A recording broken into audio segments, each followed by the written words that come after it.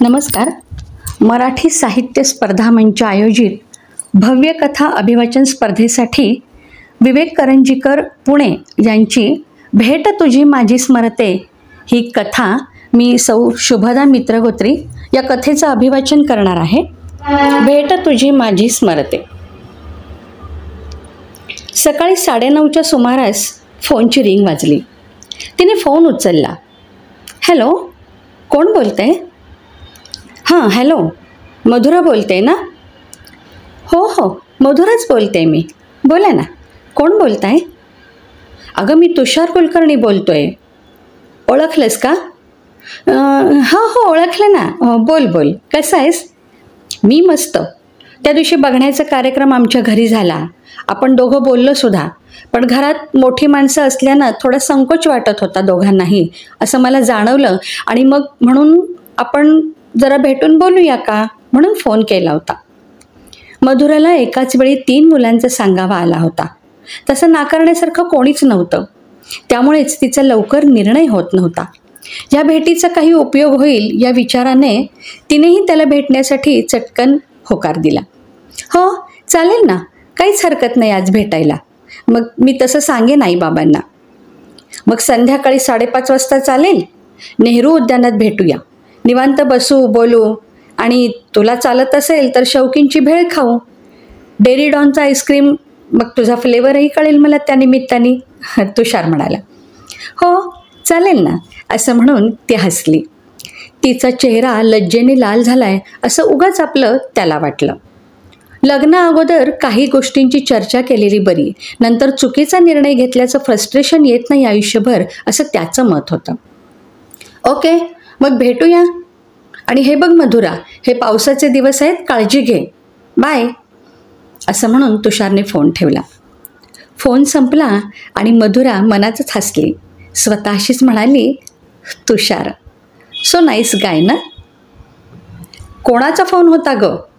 बाबांच्या या प्रश्नाने ती भानावर आली आणि म्हणाली, बाबा, अहो त्या तुषार कुलकर्णीचा फोन होता. काही निर्णय होण्याअगोदर काही गोष्टी बोलायला हव्यात, तर संध्याकाळी नेहरू उद्यानात भेटशील का असं विचारत होता. अगं, पण अजून तुझा निर्णय झालाय कुठे? बाबा म्हणाले.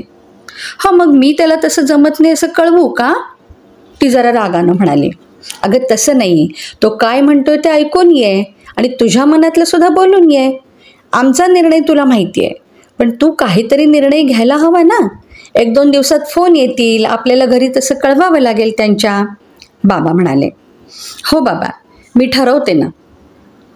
मधुरा आणि तुषारचे व्हॉट्सॲपवरती एकमेकांना मेसेज झाले आणि भेटायचं हे पक्का झालं. संध्याकाळी ठरल्याप्रमाणे छानसा ड्रेस घालून ती निघाली. लख्ख ऊन होतं, पण या फसव्या वातावरणानं जरासं गोंधळ झालाच. अचानक मोठ्या पावसाच्या सरी आल्या. तिला थांबावं लागलं. मग थोडा पाऊस थांबल्यावर तिने रेनकोट चढवला आणि ती नेहरू पार्कमध्ये आली. गाडी लावून डोक्यावरचे हेल्मेट काढले, गाडी लॉक केली. या पावसाच्या गोंधळात जरासा उशीर झाला होता.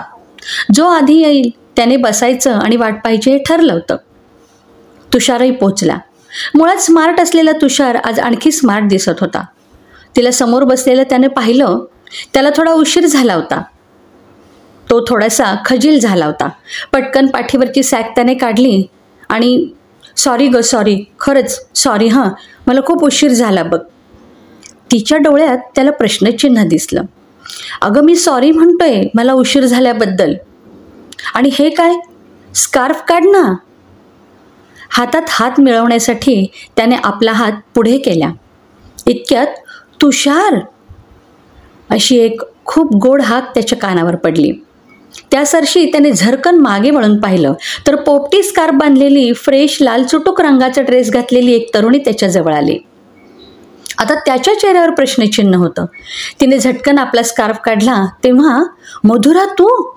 अगं, मग ही कोण? असं तुषार जवळजवळ ओरडला.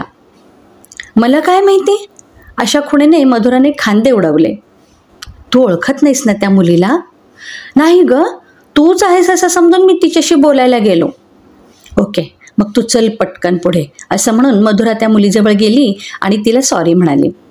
अगं, चूक माझी आहे, तू का सॉरी म्हणतेस? असू दे, मी सॉरी म्हणले ना. चल पुढे, आपण तिकडे जाऊन बसू.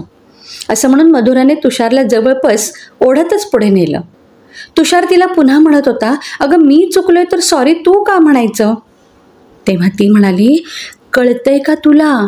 एवढं तिच्यासमोर सगळं चाललंय पण ती मुलगी निर्विकारपणे तिथं बसली आहे. याचा अर्थ तिला भेटायला दुसरं कोणी तरी येणार आहे किंवा तू काहीतरी फ्लर्ट तिच्याशी करतोयस की काय असा तिचा समज जर झाला असता तर तिने तुझ्या विरुद्ध कंप्लेंट केली असती. आता मात्र कावरा बावरा भाव, भांबवलेला भाव, मी काहीच केलेलं नसताना सुद्धा असं काही झालं असतं का, असे प्रश्नार्थक भाव, असं सगळं तुषारच्या चेहऱ्यावर उमटलं होतं. शांतपणे ते दोघे बसले तेव्हा तिनं त्याला विचारलं, माझा मेसेज नीट वाचला होतास का तू? हो, लाल ड्रेस आणि पोपटी स्कार्फ बांधून मी येणार आहे, तुला ओळखायला सोपं जावं म्हणून ही खूण सांगितली, असं तू लिहिलं होतंस मला. मग तिने काय घातलं ते पाहिलंस? मी सांगितलं त्याच्याबरोबर उलटं तिने घातलंय आणि शिवाय रंगसुद्धा ते तसे नाहीत. आणि मधुरा गालातल्या गालात हसली. ओ गॉड मधुरा, खरंच माझ्या लक्षातच आलं नाही आणि त्यामुळेच सगळा गोंधळ झाला. एक तर रंगाचं ज्ञान जरा कच्चं आहे आणि तुला भेटायचं या उत्सुकतेमुळे हे सगळं घडलं ग. खरंच तू नसतीस तर आज काय झालं असतं? मधुराच्या गोड हसण्याने त्याला आलेला ताण थोडासा हलका झाला आणि खरंच अशी सांभाळून घेणारी मधुरा जर आपल्या आयुष्यात आली तर किती छान होईल हा विचारसुद्धा त्याच्या मनात डोकावला. मधुरा म्हणाली, आता बोल, कशासाठी भेटायचं होतं, काय सांगायचं होतं? सांगतो ग बाई, काही घाई नाही ना. वपुंच्या भाषेत लग्नापूर्वीचा निवांतपणा लग्नानंतर मिळत नाही हेच खरं. आणि या वाक्यावर तिच्या डोळ्यातले भाव तो वाचत होता. खूप बोलायचं आहे मला तुझ्याशी. बरं, आधी हे सांग, मी बसू का इथे? म्हणजे तुला चालेल ना? कारण काय आहे की विचारात सजगता असली की मनात काही प्रश्न राहत नाहीत. मी काळासोबत जगणारा प्राणी आहे, अगदी स्त्री दाक्षिण्याचा आप वगैरे राखून वावरणारा. अरे विचारतोस काय? मी काही बुरसटलेल्या विचारांची वाटले का तुला? आणि हे बघ, इथपर्यंत एकटी आले याच्यातच कळलं ना तुला सगळं. आणि मन मोठं असलं ना की सारं सामावून घेता येतं. तिच्या या विद्वत्ता प्रचूर बोलण्याने तुषारच्या डोक्यावरील भार हळूहळू हलका होत होता. मधुरा मात्र तुषार काय बोलणार या विचारात होती. तुषार मधुराच्या शेजारी बसला आणि म्हणाला, तशी मी लग्नासाठी पाहिलेली तू पहिलीच मुलगी बरं का, आणि बहुधा शेवटची ठरावी, म्हणजे तुझी इच्छा असेल तर. हां, माझी काहीच हरकत नाही रे. आणि माझ्या इच्छेचं काय? म्हणजे माझे आईवडील, माझे दादा जो काही निर्णय घेतील तो मान्य करावा लागणार. अगं ह्याला काय अर्थ आहे? आता मात्र तुषारची चलबिचल वाढली. मधुराच्या ते लक्षात आलं. मग फारसं न ताणता ती म्हणाली, अगदी तसं नाही रे, शेवटी निर्णय मलाच घ्यायचा आहे, त्यांच्या तोंडून मी मधवून घेणार इतकंच. माझ्याही आयुष्याचा प्रश्न आहेच की. आता मात्र त्याचा ताण आणखी वाढला. बरं ते जाऊ दे, तुला काय बोलायचं होतं? सकाळपासून जीव नुसता टांगणीला लागलाय बघ. खरं तर अजूनही मधुराच्या मनातलं त्याला काही कळलं नव्हतं आणि एकदाच सगळं सांगून टाकावं आणि हो किंवा नाही हा निर्णय तिच्याकडून घेऊन मग बाहेर पडावं असं त्यानं ठरवलं. बरं बाई, सांगतो. हा तर काय म्हणत होतो? त्यानं बोलायला सुरुवात केली. खरं तर कुठून सुरुवात करावी तेच कळत नाही आहे मला. मनात विचारांचा नुसता गुंता झाला आहे, पण आज सगळं बोलणार आहे. खरं सांगायचं तर तू माझ्याशी लग्न करावं का नाही हा सर्वस्वी तुझा निर्णय आहे. मी काही तुझ्यावरती तो लादणार नाही. पण तू मला आवडली आहेस.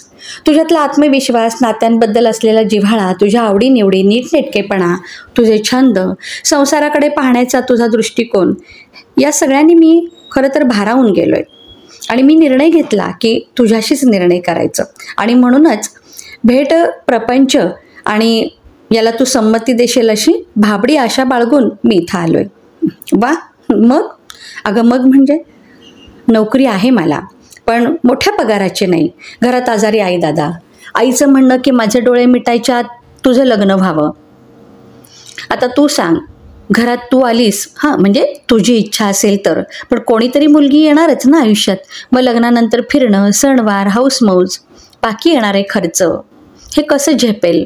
सगळं सुरळीत होईल का? त्यासाठी मला छान साथ देणारी मुलगी मला हवी आहे. मी खूप सुखात ठेवेन तिला. ती नोकरी करणारी असेल तर मी मदत करेन. मला समजून घेणारी जोडीदार मला हवी आहे.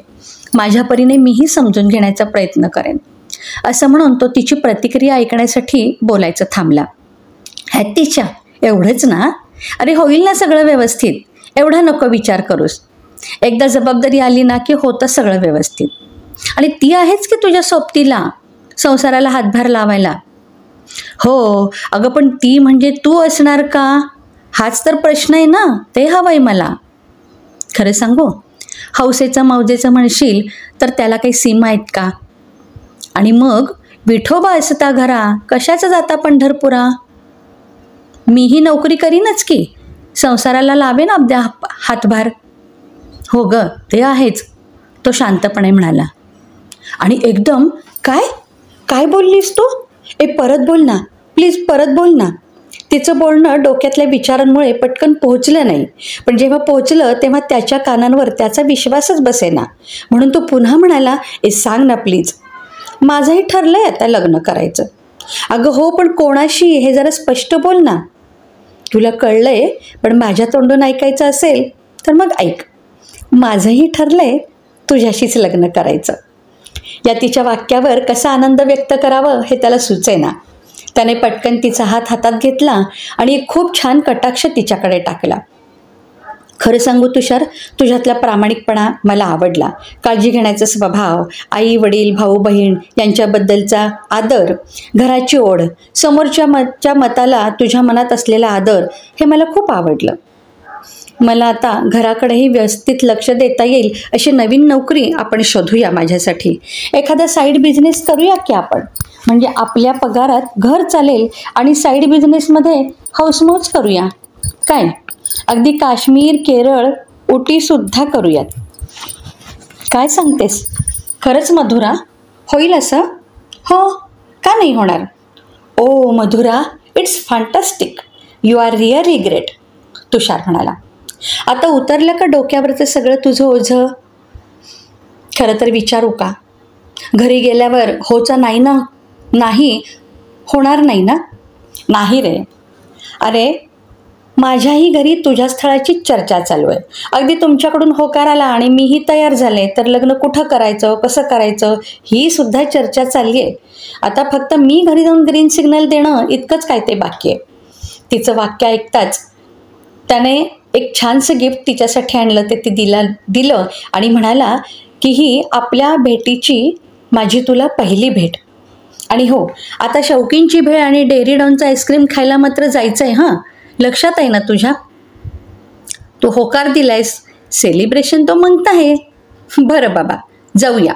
पण फार उशिरा घरी गेलेलं चालणार नाही. हां, बाबा वाट बघत असतील. आणि नुसतं आपण हो म्हणून ठरवलंय, घरी सांगायचं आहे. हो ठीक आहे, चल आता. आणि मग ते दोघे शौकीन भेळेच्या गाडीकडे वळले. तिथं उभारलेलं असताना तुषार मधुराला म्हणाला, तेवढ्या रंगांचं मात्र जरा पक्क करून घे हां माझ्याकडून, म्हणजे पुन्हा घोळ होणार नाही. डोळे मिचकावत हातावर टाळी देत दोघेही हसले. चला आता निघायला हवं, असं मधुरा म्हणाली. दोघे तिच्या गाडीजवळ आले. स्कार्फ बांधून गाडी स्टार्ट करून ती आता त्याचा निरोप घेऊन निघणार इतक्यात तो म्हणाला, मधुरा, एक खूप महत्त्वाचं सांगायचं राहिलं, ज्यावर तुझा निर्णय कदाचित बदलू शकतो. तिने पटकन गाडी बंद केली. आपल्याकडून होकार घेतल्यावर आता याला इतकं काय महत्त्वाचं सांगायचंय? क्षणार्धात अनेक प्रश्न तिच्या मनात आले. तो म्हणाला, एकदा लग्न झालं की एका गोष्टीचं बंधन मात्र पाळावं लागेल हं तुला. बंधन? हो, मी यापुढे तुला स्कार्फ वापरू देणार नाही, ज्यामुळे माझ्यासारखी दुसऱ्या कोणाची फजिती होऊ नये म्हणून. क्षणार्थ गंभीर झालेली मधुरा यावर काय प्रतिक्रिया देईल याची कल्पना करून तुषारने तिथून काढता पाय घेतला. त्याच्या पाठीमागे मधुरा अक्षरशः धावली, पण त्यात खूप कौतुक होतं. माधुर्य आणि आनंदाचे तुषार हातात हात घालून एकत्रितपणे पुढे निघाले, गोडव्याच्या दरवळासह. धन्यवाद.